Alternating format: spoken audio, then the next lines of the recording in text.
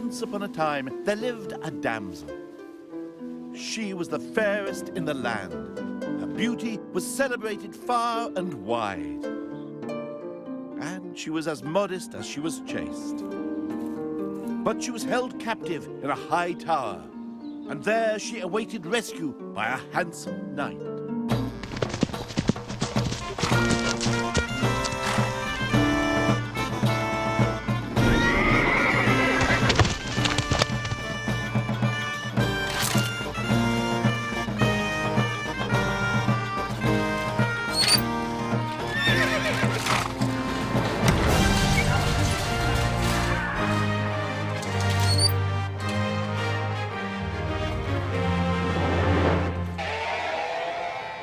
Helpless, threatened, forever in need of rescue, the medieval damsel is our archetype of the passive female. But did she ever really exist? Well, some damsels certainly got trapped in tall towers. In 1217, Nicola de la Haye must have looked out from the top of this castle and hoped for rescue. But it wasn't quite like the fairy tale. The castle was under siege by French troops, and Nicola was trapped. But she was no shrinking violet. She was Constable of Lincoln Castle and was putting up one hell of a fight. Nicola must have been in the thick of it. The French army was down in the square down there with their catapults and crossbows just outside the pub, and Nicola would have been dodging lumps of stone like this. Nicola was, admittedly, a bit mature for a damsel. She was pushing 70. But she could still do with a knight in shining armour. And she got one. It was another old-age pensioner. The knight in shining armour was William Marshall, well into his 70s, but the epitome of chivalry and regent of England, a sort of stand-in for the young king. Together, these two OAPs defeated the foreign invaders, saved Lincoln, and in the process saved England for Henry III. William, ever the perfect chivalric knight, celebrated their joint victory by taking Nicola's castle away from her and giving it to the Earl of Salisbury. However, Nicola wasn't going to stand for behaviour like that from a geriatric like William. She stormed off down to London, had the castle restored to her control, and kept going as constable until well into her 80s. In the Middle Ages, women like Nicola were not expected to be helpless or shy. We have had a fake version of the Middle Ages erected for us, quite literally, and we may easily mistake it for the real thing. This is Castle Coch in South Wales, and it really is a load of old cork. It may look like the archetypal medieval castle, but it isn't. Castle Coch was built by a wealthy Victorian nobleman in the 1870s, and it's as fake as our stereotype of the damsel in distress. The Victorians saw the Middle Ages as a time of pre-industrial innocence and heroism. They created an image of medieval womanhood that reflected their own ideals, an image that has lasted through to today. However, the reality was very different. Women's role in society changed throughout the Middle Ages, and as society became more sophisticated, so women became more empowered. But the story begins back in Norman England, with men firmly in the driving seat. Yes, it was a man's life in Norman England. Women were supposed to do as they were told, and were dependent on their fathers and husbands. And Normans expected to take English brides as part of the proceeds of victory. But right from the start, there were damsels with their own ideas. You are about to witness the true life story of one such damsel. It contains graphic scenes of sex and violence, so we shall tell the tale using authentic medieval puppets to avoid offence.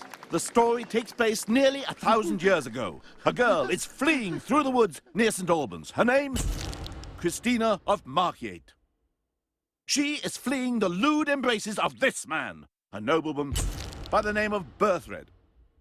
Oddly enough, it isn't Berthred who's keenest to get Christina to submit to his lewd embraces. It's her parents. Why are they so keen to see their daughter deflowered? Well, we have to go back to the beginning of the story. After the Norman conquest of 1066, wealthy Anglo-Saxons found themselves outside the structures of power. For a couple like Christina's parents, the one way back in was the traditional one of trading in your daughter's flesh, i.e. marrying her off to a rich Norman. Intermarriage was encouraged by William the Conqueror as a way of embedding his men in their new country. Christina, however, had no intention of getting embedded with anybody. As a young girl, she'd made a pilgrimage to St. Albans Abbey, and later she made a vow to become a nun. Unfortunately, Christina has come to the attention of the wicked Ranulph Flambard, an influential Norman and Bishop of Durham. Her parents can't wait to oblige the bishop with their daughter's, well, I would say hand, but that's not quite what the wicked Ranulph has in mind. The bishop wants Christina for his mistress. For respectability's sake, both bishop and parents want the girl married. So they persuade Berthred to do the honours, on the understanding that the bishop has first call on Christina's favours. Christina, however, is still hell-bent on celibacy. The marriage isn't complete until she sleeps with Berthred, and she's having none of it. Her parents try everything.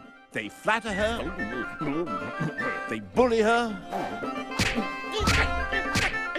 and even slip love potions into her herbal tea.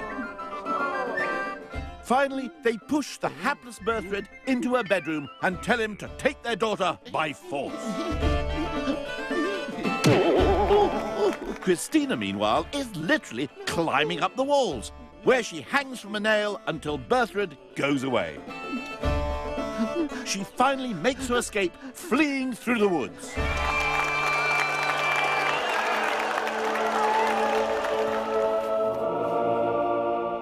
You'll be pleased to know the story has a happy ending. Christina made it to safety and became a renowned holy woman here in the Abbey of St. Albans, where apparently she made slippers for the Pope. Oh, and underwear for the abbot. In the Norman world, damsels like Christina were faced not just with the threat of forced marriages, they were also continually liable to abduction, especially if they were wealthy. For some damsels, however, abduction could be preferable to a loveless marriage.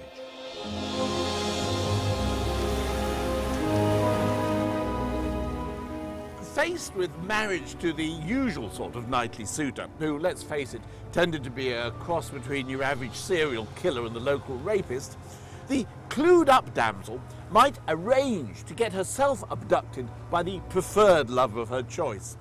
Or to be on the safe side, sometimes a damsel found she simply had to do the abducting herself. Turnberry on the west coast of Scotland is best known today for its championship golf course. But in 1271, a spectacular castle stood here on the cliff edge, with a gate that opened onto the wild sea.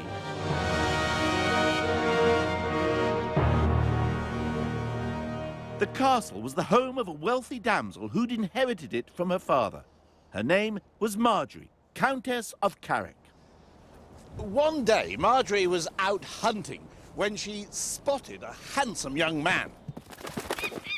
It was lust at first sight. The chronicles relate how Marjorie, by force, with her own hand, brought the knight, although very loath, to her castle of Turnberry. Marjorie kept him here for 15 days, and she must have been doing something right, because when they emerged, they were man and wife. The happy couple soon produced a boy, none other than Robert the Bruce, the future King of Scotland. The point is that in the Middle Ages, it was entirely credible for a powerful young woman to kidnap her man. Marjorie was by no means an isolated example. The Victorian idea that women are somehow less sexual than men would have struck your medieval punter as, well, just plain daft. If you want to know how people liked to imagine themselves, or how they wanted other people to see them, a good way is to look at the kind of entertainment they enjoyed. And in the Middle Ages, that meant listening to stories. Reading was a communal activity. The lady of the household would sit in her private apartments with her damsels, and they'd take it in turns to read aloud to each other. And sometimes the stories could be surprisingly sexy. They certainly didn't expect their heroines to be shy and retiring. Try this from the 14th century fantasy Sir Gawain and the Green Knight. Story so far.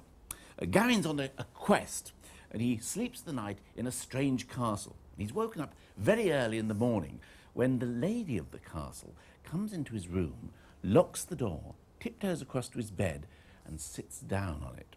And she says, "My lord and his men are a long way off. The other men are still in their beds, and my ladies also.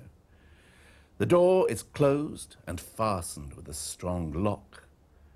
You are welcome to my body, your pleasure to take. I am driven by forces beyond my control to be your servant, and so I shall." Mills and Boone, eat your heart out, huh? Prudery in medieval England was not a virtue.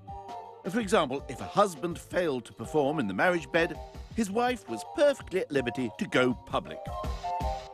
One 12th century manual advocates the physical examination of the man's genitals by wise matrons, who presumably knew how these things worked. Witnesses were then to be summoned to observe a full-blown road test of the underperforming member. Poor old Walter de Font was a citizen of Canterbury. In 1292, his wife complained that he was impotent. So he was duly examined by 12 worthy women of good reputation and honest life, who testified that his virile member was, quotes, useless. What a way to enter history. In a similar case involving a character by the name of John, one of the witnesses seems to have got rather carried away. According to the court report, one conscientious matron was so anxious to fulfill her civic duty that she exposed her naked breasts, and with her hands warmed at the said fire, she held the member of the said John, and she embraced and frequently kissed the said John. Well, you can't get that on the NHS. The medieval church had long struggled with the problem of sexuality. It's not that there was anything wrong with sex, of course. After all, God had said, "Go forth and multiply." It's just the tendency for people to enjoy it was the problem. It's not surprising that the monkish writers saw woman and her remorseless sexual appetite as the root of all evil. The wickedness of women is greater than all the other wickedness of the world. The poison of asps and dragons is less dangerous to men than the familiarity of women. The image of God is in man. Woman is not made in God's image. Women, of course, were still carrying the can for the sins of Eve, for which they'd been under attack long before the Middle Ages. Do you not know that you are Eve? You are the devil's gateway. At the same time as the church castigated women for being the daughters of Eve, it also promoted an ideal of chaste womanhood that did not lure men to sin. Of course, it wasn't an easy ideal to achieve, since it involved becoming a mother while at the same time remaining a virgin. Bit of a tricky one. But then the church was hardly living in the real world when it came to women's roles. The reality was that women often took on exactly the same work as men, in addition to having children and running the home. Take Margaret Paston, for example, who lived in and around Norwich in the 15th century. That's one of the family homes down there. Well, there must have been times when Margaret found her role as a country housewife rather more eventful than anyone could have imagined. The family's showpiece was Caister Castle in Norfolk. It was one of the earliest all-brick properties in England, with 40 bedrooms, 2 halls, a chapel, kitchen, larder, cellar, buttery, pantry, armoury, brewery, bakery and stables. And Margaret ran the whole show. But over and above all this, Margaret was even expected to fill her husband's shoes as a warrior when the need arose. The Pastons were a family on the make, who had acquired a lot of land in Norfolk very quickly, and acquired a lot of enemies into the bargain. Margaret's husband John was a sharp lawyer who spent most of his time in London, leaving his wife at home in Norfolk. Sad for them, but lucky for us, because it meant the loving couple kept writing to each other. And by a small miracle, a lot of their letters have survived. And these tell us that while her husband was away defending the family interests in court, Margaret was back home in Norfolk, defending the estates in a rather more dramatic way.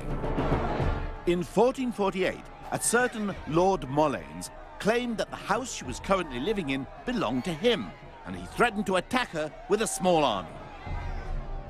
Margaret sent to her husband a request for certain domestic supplies. Right worshipful husband, I pray you to get some crossbows and handles to wind them with, and arrows, and also 2 or 3 short poleaxes. I pray that you also have brought for me 1 pound of almonds and 1 pound of sugar, and some broadcloth for a hood for me.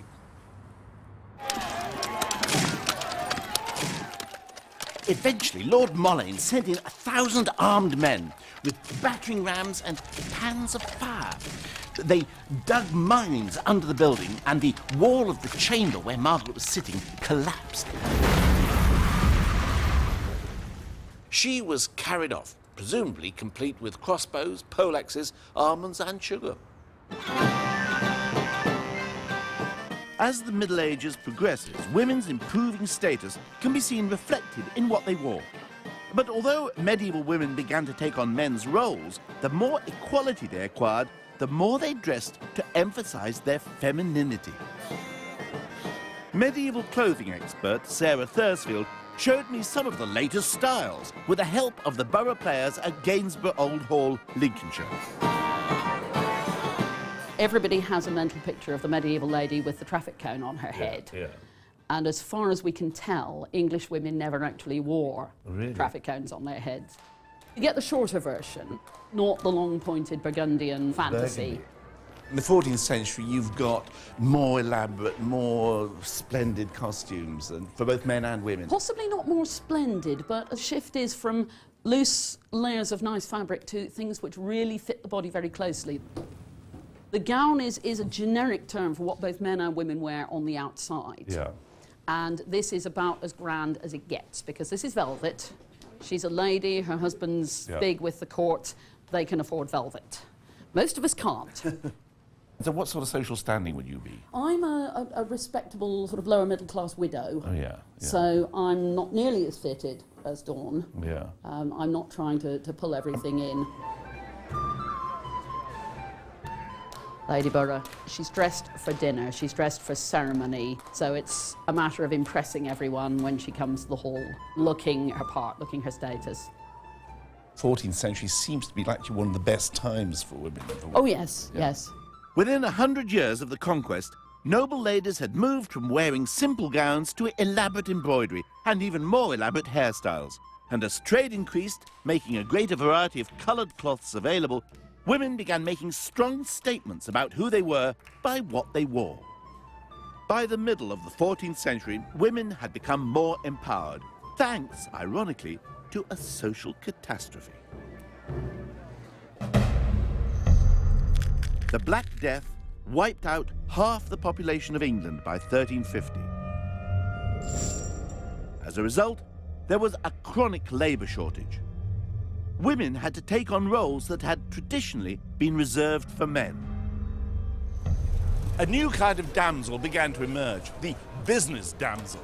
We don't know much about these women since they didn't leave much record, probably too busy doing business. However, in 1934, a 500-year-old manuscript was discovered, and it turned out to be the autobiography of exactly such a woman. Her name was Marjorie Kemp, and she was born here in King's Lynn in 1373. From the start, she enjoyed a pretty good lifestyle. Marjorie saw herself as a bit of a trendy dresser. She wore her hair braided into gold nets, and her clothes were slashed to reveal even richer cloth underneath. Ooh la la. Marjorie's husband must have thought she looked good enough without the frills, or else he thought the frills were too expensive. Either way, he refused to pay for them. So Marjorie, as a modern go-getting woman, decided to earn the money for herself. And she set up in town as a brewer. The greatest in the town of Lynn.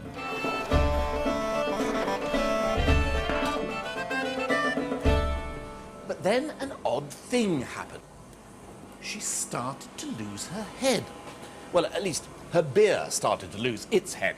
It would be fermenting away, building up a nice head like this, and then the head would suddenly go flat and sink to the bottom. And quite honestly, not having enough head is about the most embarrassing thing that can happen to any brewer. And after a while, her brewers decided they couldn't stand the professional disgrace, and they ran away, and the business collapsed. Marjorie wasn't to be beaten. She bought horses and a mill and set herself up to grind corn. But then the horses started to go backwards. Eventually, the miller ran away. Oh! And then it was noised about the town of Lynn that neither man nor beast would work for her. It was time for a versatile woman like Marjorie to make another career change. And though it may seem an odd choice to us, she decided to become a full-time, professional religious hysteric.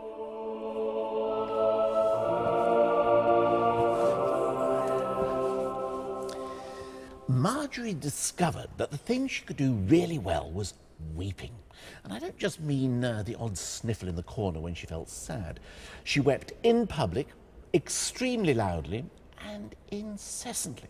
She'd weep through meal times, she'd weep through sermons, she'd scream and yell and start rolling on the floor.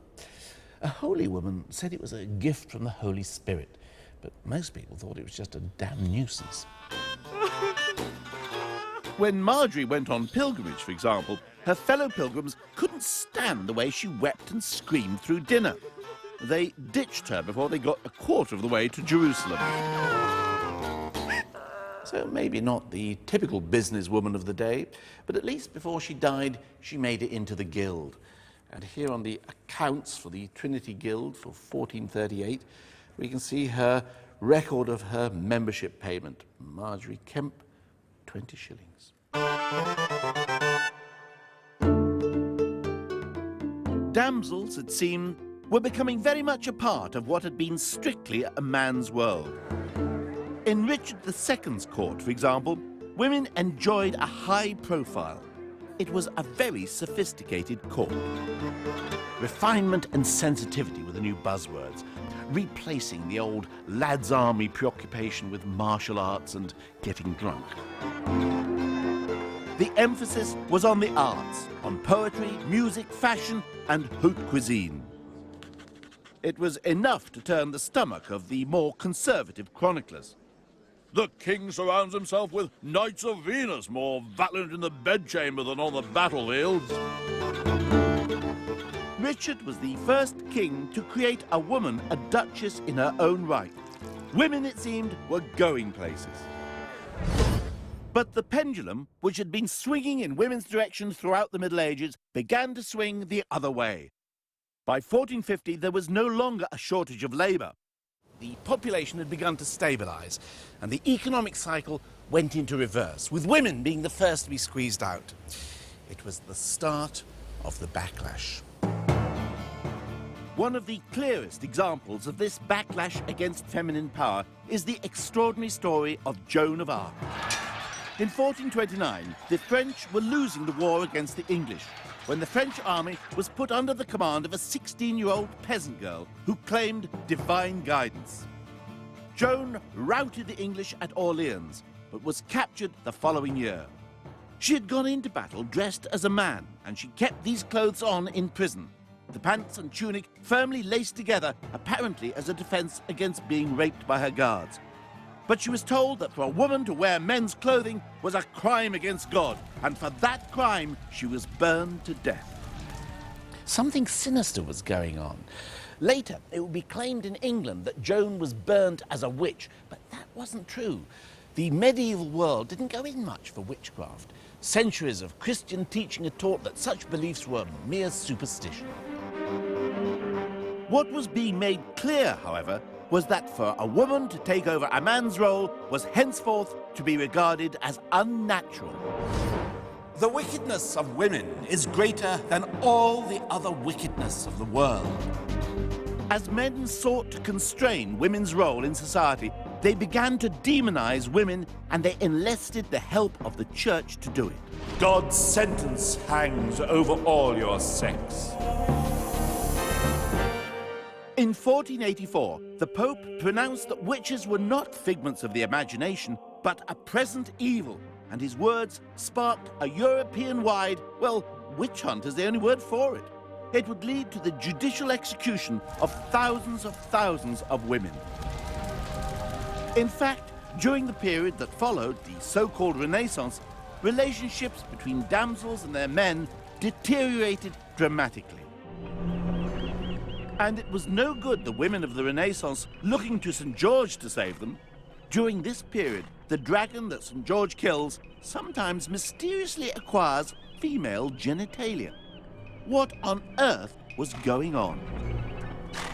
One interpretation is that St. George represents chastity, and the dragon symbolizes loose, uncontrolled female sexuality, which can undermine male authority. Women must submit to control by men. The superstition and brutality directed against women was a product of the Renaissance, not of the Middle Ages, and it has stained the history of the last 500 years right down to today. The last 2 centuries have proved a far darker time for women than the Middle Ages ever were. In the Victorian era, any woman who was interested in sex was deemed to be either sick or mad. It's an attitude that would have been incomprehensible to people of the Middle Ages. The Victorians were determined to marginalize the role of women in society, to strip them of power and to deprive them even of their sexuality. That's why they invented the medieval damsel in distress.